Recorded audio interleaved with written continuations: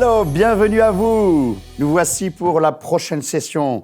Et nous avons passé un bon temps la dernière fois pour nous apprendre à aimer, contrôler l'argent, le sentir, et que ce ne soit pas d'autres personnes qui vont toujours nous dire où on en est.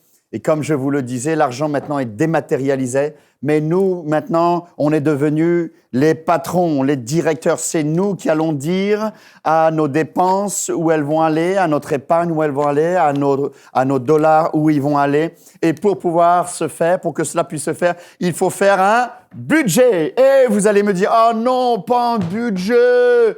J'en ai déjà fait, ça marche jamais, ça me casse la tête, un budget, j'ai pas le temps. Et puis, eh oui, mes amis, mais c'est ce que nous allons voir. La base pour réussir toute entreprise, la base pour réussir tout ministère ou toute vie familiale qui est une entreprise, chaque chose que nous faisons est une entreprise, nous entreprenons des choses, c'est un budget. Alors, il n'a pas besoin d'être extrêmement compliqué, mais il va falloir vous convertir si vous n'êtes pas habitué. Et si au contraire, vous aimez faire les budgets, yes! Alors, c'est super, vous allez continuer, mais on va vous montrer que ça ne sert à rien de trop les compliquer. Souvenez-vous que l'argent, c'est un horrible maître qui va vous rendre esclave et qui en demande toujours plus. Le cœur de l'homme est tortueux par-dessus tout. Et c'est comme la sangsue qui ne dit jamais « arrête, arrête, arrête ». C'est toujours plus, toujours plus, toujours plus.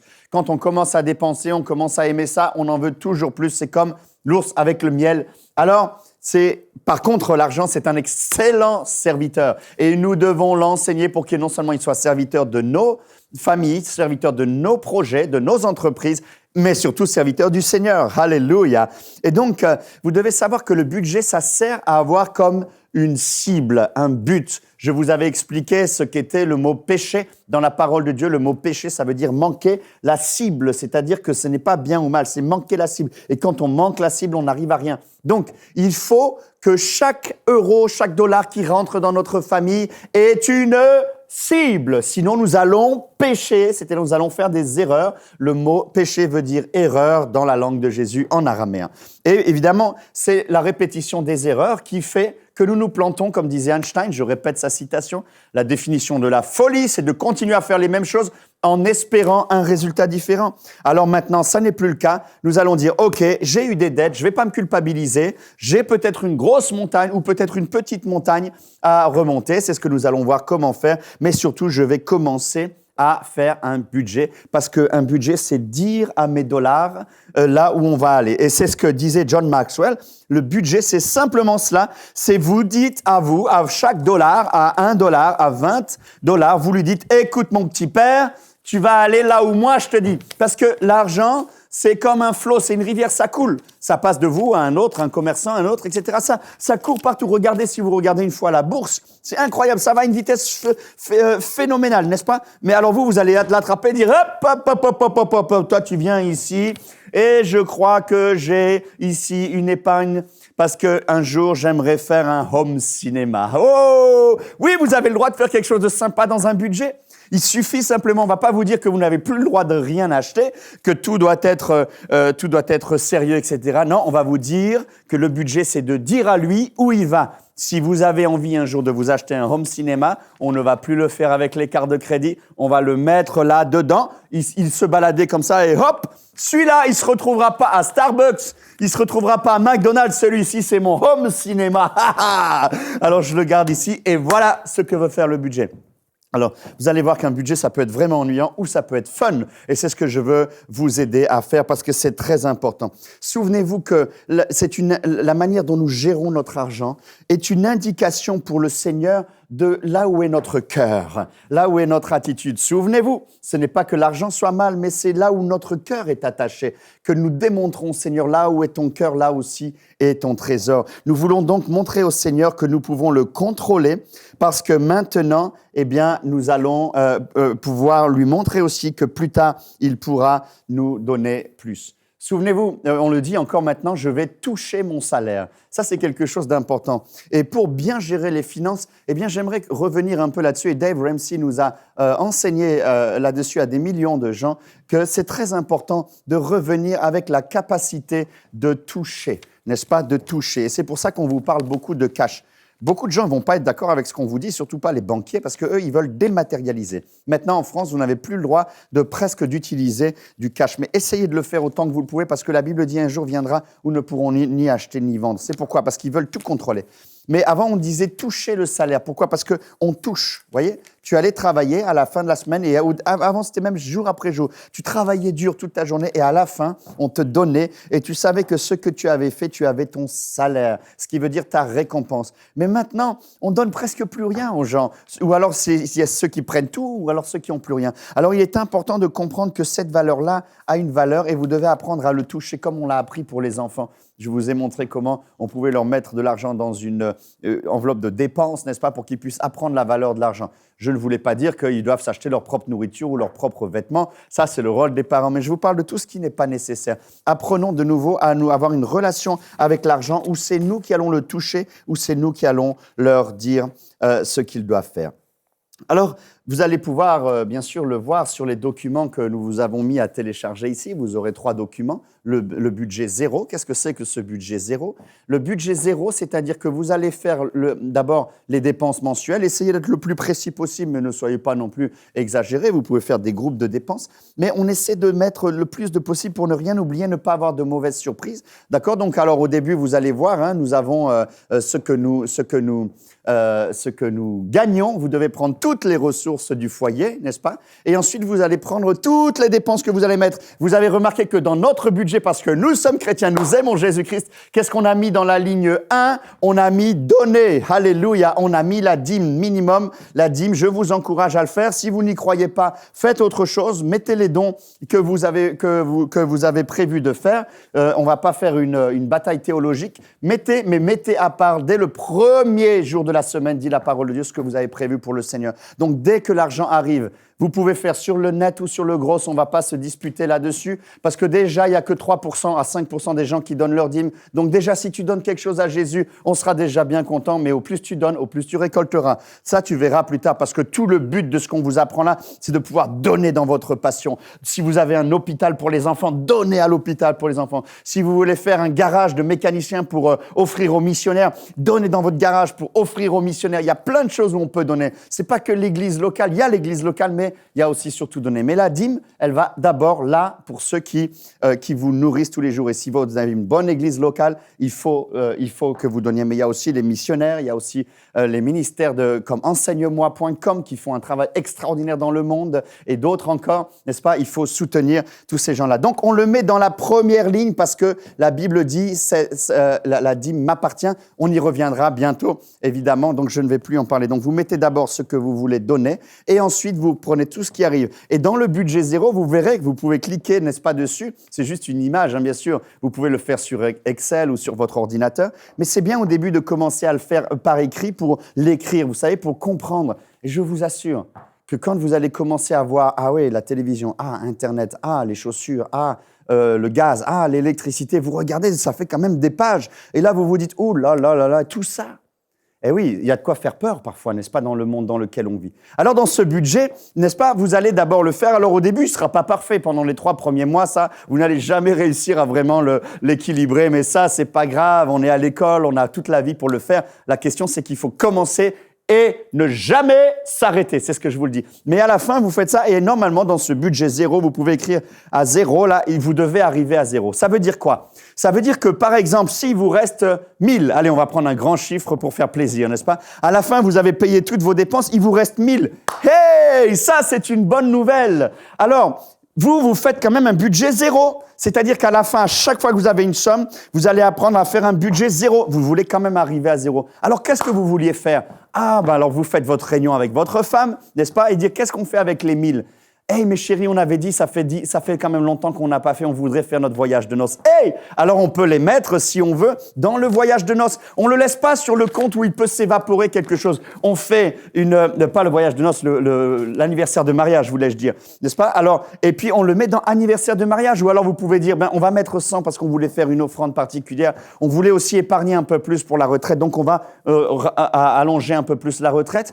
Ou alors, vous pouvez dire, on veut participer aussi à telle ou telle chose, ou on voudrait s'acheter un home cinéma. Donc, le budget zéro, le but, c'est de faire le budget. Et à la fin, à chaque fois, vous devez arriver à zéro. C'est-à-dire que même si c'est pour le fun ou si c'est pour une dépense extra, par exemple, vous vouliez acheter une télévision, eh bien, souvent, c'est très facile. On arrive là-bas. Et on leur dit, on voit les marchands qui disent vous payez 0 pendant 3 mois. Oui, mais on verra plus tard comment il faut faire très attention aux vendeurs de crédit. Et nous, on ne veut plus, on ne croit pas au crédit. On croit que le Seigneur nous a, en tout cas moi c'est mon cas, il m'a vraiment repris à ce niveau-là. Donc on veut faire avec ce qu'on a. Et c'est pareil pour un ministère. Par exemple, si ici le ministère un jour a un peu plus, il doit provisionner dans un budget, n'est-ce pas, par exemple, pour acheter une nouvelle caméra ou quelque chose comme ça. On ne fait pas à crédit, on provisionne. Et quand on a l'argent, eh bien, on ira acheter. Et vous verrez plus tard qu'on peut acheter beaucoup mieux. Parce que quand vous arrivez avec le cash dans un magasin, vous avez toujours des réductions. Là, les gens, ils commencent à vous aimer. Même si vous arrivez avec le cash pour une voiture, vous allez voir que vous allez faire des très, très, très belles affaires. Donc, le budget doit être actif. Beaucoup de gens ne font pas de budget tout simplement parce qu'ils ont peur. Hein. Il y a plusieurs raisons pour lesquelles on ne fait pas un budget. C'est que souvent, il y a aussi ceux qui sont trop sérieux, qui abusent de ça. Alors, on a un budget, alors on ne peut jamais sortir du budget. C'est pas ça. Hein. Peut-être qu'une fois, tu as bien travaillé, tu as envie de faire un extra. Eh bien, tu parles et puis tu peux de temps en temps faire cela. Mais dans ce cas-là, dans ton budget, tu as une ligne extra.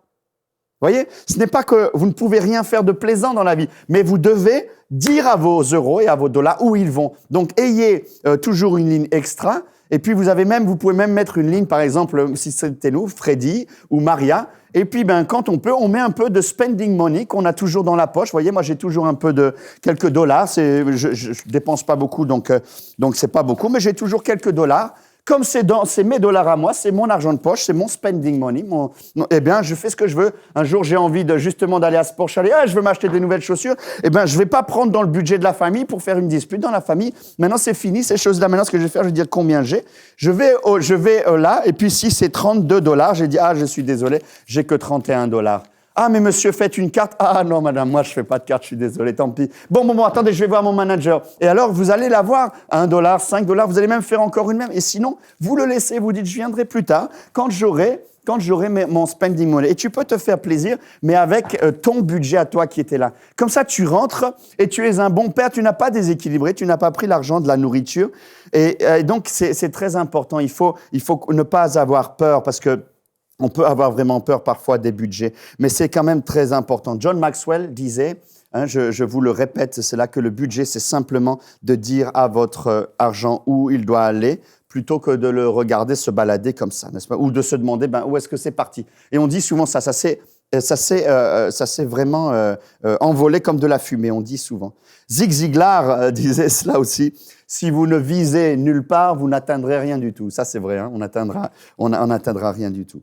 Alors, il y a des raisons très importantes et très bibliques pour lesquelles il faut que nous fassions ce budget où on alloue les dépenses mensuelles. Vous avez cette feuille qui est le budget d'allocation de dépenses mensuelles, n'est-ce pas? Eh bien, c'est bien de l'avoir parce que comme ça, on a en tête, n'est-ce pas, que ce qu'on a vraiment. Je peux vous dire que ça vous change, ça vous calme vraiment.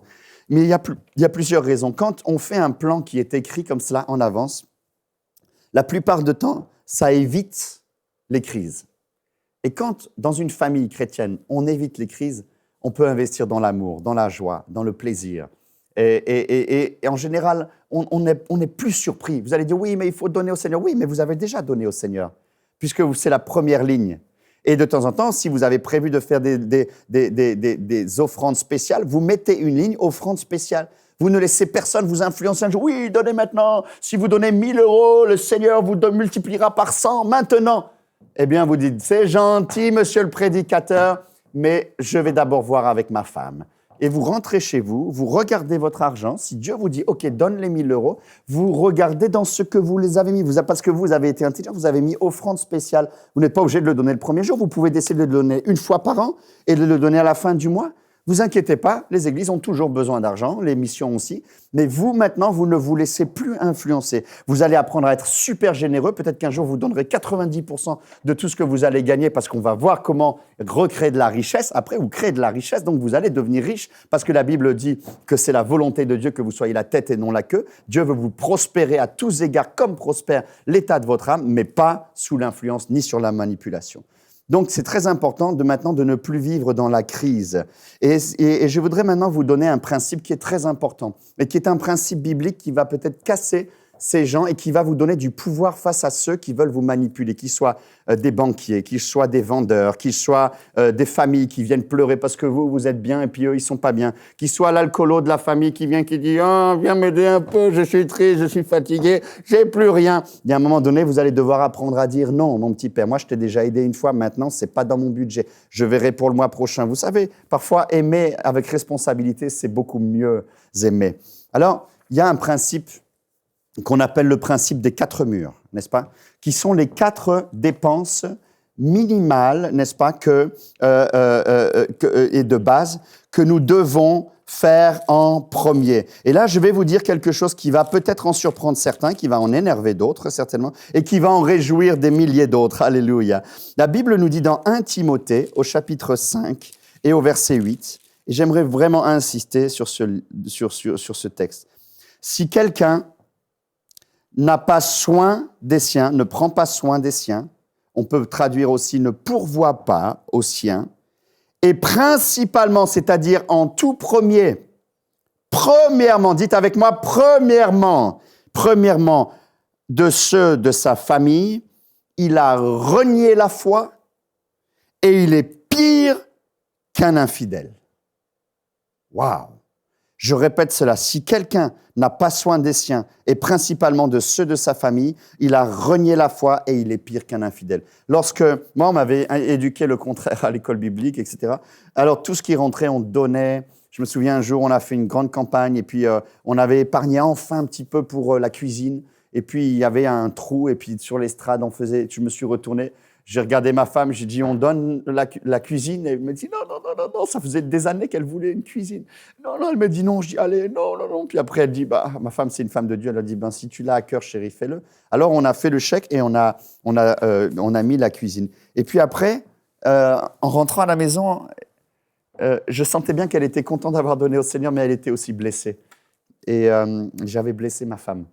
Parce on donne tout dans notre vie. Et elle avait bien le droit d'avoir une cuisine. Pour une fois, cuisiner, on est des vieilles casseroles récupérées en mission, etc. Et donc, et je n'ai pas été sage. J'ai dû demander pardon à ma femme parce que j'ai fait ça plusieurs fois dans ma vie. Et j'avais pas compris cela parce qu'on me disait non, Dieu est toujours premier service. Oui, c'est vrai, Dieu est toujours premier service, mais on le sert pas n'importe comment. Et le premier service que nous avons dans notre vie, c'est pas de prendre tout pour notre famille et de ne rien donner à Dieu. Je vous dis tout le contraire depuis le départ. Mais c'est penser d'abord à notre famille, à nos enfants, parce que c'est notre première responsabilité. Donc, il y a 4 murs, n'est-ce pas? Et il y a 4 budgets de base que nous devons sécuriser en permanence. Le premier, c'est la nourriture. Le deuxième, c'est les vêtements. Le troisième, c'est les dépenses comme l'eau, l'électricité, etc., ce qu'on appelle les utilities en anglais, n'est-ce pas? Et tous les besoins pour faire de fonctionnement. Voilà, besoins de fonctionnement, on dit, et les besoins de transport. N'est-ce pas? Parce que dans notre société, on ne peut pas faire autrement. La nourriture, le vêtement, le transport et les besoins de fonctionnement. Vous devez faire cela en premier. Tout ce qui vient après, eh bien, vous pouvez le gérer, mais vous ne vous laissez pas surprendre par quoi que ce soit. Vous ne dépensez pas si vous ne pouvez pas faire cela. Et ça, c'est très important. Et donc, dès que l'argent arrive, d'abord, vous réglez les 4 murs, n'est-ce pas? D'abord, on donne, comme j'avais dit, mais ensuite, juste après la dîme, c'est les 4 murs. Et ne vous laissez influencer par personne. Même un jour, on avait les huissiers qui étaient là et qui nous menaçaient, etc. Ils disaient oui. Et un jour, je leur ai répondu, je leur ai dit, Madame la huissière, vous pouvez me dire ce que vous voulez, mais mes enfants ne mourront pas de faim à cause de vous. Vous voulez qu'ils meurent de faim? Ah non, monsieur, ah non, parce que c'est enregistré, alors elles avaient peur. Si, vous voulez que mes enfants meurent de faim et que j'aille dormir dehors pour vous payer un retard? Alors je vous ai dit que je vous payerai et je vous payerai avec ce qui me restera après qu'ils aient à manger et qu'ils aient quelque chose sur le dos. Vous êtes d'accord? Grand silence. Ils m'ont plus jamais embêté. Mais moi, je les ai payés complètement. mais ils ne m'ont plus jamais embêté. Je ne me suis pas laissé faire. Je préfère qu'ils m'attaquent, mais ils ne toucheront pas à ma famille parce que la Bible dit que celui qui ne prend pas soin des bases comme ça est pire qu'un infidèle. Vous savez, quand vous allez apprendre à gérer votre budget de nouveau, vous allez sentir immédiatement une impression de puissance qui va revenir, une impression de satisfaction et même une impression agréable que vous êtes en train de faire la volonté de Dieu. Ça va vous émouvoir, ça va vous changer. Au début, c'est dur, mais après, vous allez être fiers de vous-même. Quand vous allez passer devant un magasin que normalement vous aurez acheté, ou l'enfant qui dit « Maman, je veux une sucette », et vous lui dites « Ah, c'est pas dans le budget, mon chéri, toi, t'en as dans ton spending. » Et puis il va dire « Ah, ok, je le prends avec mon argent. » Vous y allez avec joie. Mais si vous dites « Ah ben non, tant pis », ben l'enfant, vous savez, il va se passer de ça. Vous serez fiers parce que vous allez rentrer et les 2,50 € que vous auriez dépensés, hop, qui seraient partis comme ça, eh bien, vous allez vous dire, j'avais envie de les dépenser, mais j'ai encore des dettes. Donc, vous allez prendre les 2,50 € et puis vous allez dire, tiens, je vais les mettre là pour les courses. Et puis, après, plus tard, s'il y a du plus, on verra ce qu'on en fait. Et là, vous commencez, même dans les petites choses comme ça, à vous autodiscipliner et vous commencez à résister au diable pour qu'il fuit loin de vous parce que le diable est le maître de l'argent. Alors, il faut faire attention parce que la question du budget, c'est de la discipline et c'est la question de savoir fixer les bonnes priorités. Et c'est surtout faire un budget, c'est vous qui décidez. Donc, vous retrouvez la puissance. Alléluia. Vous allez éviter les bagarres d'argent dans la famille. Vous allez éviter la glande là de votre femme qui est comme ça, la terreur qu'elle peut vivre parce qu'elle ne sait pas comment faire. Ou alors après, vous allez dire, mais pourquoi tu n'es pas heureuse aujourd'hui? Vous allez être beaucoup plus ensemble, beaucoup plus proches même dans votre intimité. Le fait de faire un budget, de gérer votre argent va enlever, nettoyer exactement toutes les peurs, va enlever la culpabilité. Si quelqu'un vous manipule, quelqu'un voudrait vous manipuler pour prendre votre argent, vous saurez résister parce que vous avez un budget et vous pouvez dire à quelqu'un qui veut votre argent, je suis désolé, c'est pas dans le budget. Vous allez ressortir de là, vous serez heureux. Vous n'aurez pas la culpabilité que vous n'avez pas pu aider le monde entier. Pourquoi? Parce que vous savez que vous avez vos 4 murs, vous avez votre budget et que vous n'aviez pas l'argent. Or, prêter l'argent, la Bible le dit même, hein, n'est-ce pas, la bonne volonté est agréable en fonction de ce que l'on a et pas de ce que l'on n'a pas dans 2 Corinthiens, chapitre 7, si mes souvenirs sont bons. Alors, c'est de la folie de prêter l'argent des autres. Alors, vous pouvez avoir l'impression que vous êtes généreux, mais en fait, vous êtes fou parce que vous ne prêtez pas votre argent. Vous prêtez l'argent des autres, vous ne donnez pas votre argent, vous. Et c'est ça, les dettes. Et un jour, quand j'ai compris ça, même si je voulais bien faire, on voulait construire l'église, etc., eh bien, je pense que ce n'est pas les choses. Je parlais avec ce ministère de Enseigne-moi ce matin et je leur disais, mais vous, ici, la maison, les studios sont payés? Oui, ils sont payés. Alors, ça me donne envie encore plus d'investir. Si vous avez 1 million d'euros à donner, je vous demande, s'il vous plaît, et que vous ne savez pas quoi faire, vous pouvez l'investir, s'il vous plaît. Envoyez-le à enseigne-moi.com si vous le voulez, parce que vous savez que ces gens-là, ils n'agissent pas selon le monde et ils vont multiplier, ça tombe, ils vont ouvrir en Afrique et ils vont sauver des millions de gens. Vous comprenez ce que je veux dire? Et donc, et maintenant, ils peuvent agir sans avoir la pression de comment on fait à la fin du mois et on vous ne voit pas sur leurs écrans tout le temps envoyés avec des cartes bleues, etc. Et donc, du coup, qu'est-ce que ça fait? Ça veut dire qu'ils sont sages et qu'ils sont intelligents. Eh bien, dans la famille, c'est la même chose. Un plan et un budget va nous éviter les dépenses inutiles, de dépenser trop. Et souvent, c'est un des grands problèmes qu'on peut avoir, n'est-ce pas? C'est de dépenser beaucoup plus. Alors, en plus du budget zéro que vous avez vu tout à l'heure, n'oubliez pas, s'il vous plaît, de faire le système d'enveloppe, mais cette fois-ci pour les adultes. Nous l'avons vu pour les enfants, mais c'est pareil. C'est-à-dire que quand vous avez des besoins, c'est pas que vous devez rien vous acheter, mais mettez dans votre budget, vous allez prendre par exemple le budget des courses. Alors il y en a des choses, c'est pas la peine, comme par exemple c'est des virements automatiques, etc. Mais par exemple pour les courses, prenez le budget et mettez le budget que vous avez prévu mensuel. Vous allez à la banque, vous sortez en cash et vous mettez le cash dans les courses. Vous allez voir pourquoi. Et ensuite vous allez aller faire les courses. Et regardez la différence. Quand vous allez arriver à la caisse, les gens disent, vous avez votre carte, tout le monde donne sa carte. Vous allez vous dire, non, j'ai que du cash. Ah, on ne prend pas de cash, ben, je ne peux pas vous prendre. Normalement, ils prennent du cash. Eh bien, je peux vous dire que quand vous allez arriver, et puis vous allez voir que ça augmente, vous avez 250 pour faire les courses. Et puis, soudainement, là, vous arrivez 247, il y a encore des articles dans le truc. 270, tout ça, vous dites, oh, attendez, madame, s'il vous plaît, je suis désolé, je ne peux pas, j'ai que 250. Alors, je dois retirer quelque chose. Vous allez regarder, vous allez dire, Oh ouais, le petit lu, là, j'avais envie des petits lus. Ah ben ça, je suis obligé de les enlever. Ou alors, vous avez peut-être pris 3 viandes et puis vous vous dites, ben écoute, je vais laisser cette viande et puis on va la couper en 2 juste pour cette semaine parce que pour cette semaine, j'ai 250 pour les enfants, donc je me tiens à mes courses de 250. Peut-être vous allez verser une larme, parfois vous allez dire, ah, j'aurais bien voulu les prendre, mais en repartant, vous allez sentir le Saint-Esprit qui va vous dire, bien bon et fidèle serviteur. Vous allez rentrer à la maison, vous allez avoir plein des idées pour ne pas dépenser plus, pour un peu mieux faire votre cuisine. Et puis Dieu va vous aider. Un jour, peut-être la mamie d'en face va arriver, va dire, ou le fermier d'en face va dire, hé, j'ai mon cochon qui est mort, j'ai pensé je t'en donnais un autre. Alors il va te donner une partie de cochon et toi tu vas dire, merci Seigneur, tu vas apprendre à vivre des miracles parce que Dieu lui-même va être avec toi, parce que la Bible dit que si tu es bon et fidèle serviteur, des miracles vont venir, n'est-ce pas? Alors tu vas libérer le miraculeux du Seigneur dans ta vie, sur tes finances, parce que le Seigneur va dire, oh, celui-ci, celle-ci, il a compris, donc maintenant je vais commencer à pouvoir multiplier mes grâces. Mais surtout, tu vas rentrer, tu auras l'impression d'être une bonne mère, d'être un bon père, parce que le soir, il n'y aura pas de dispute, n'est-ce pas?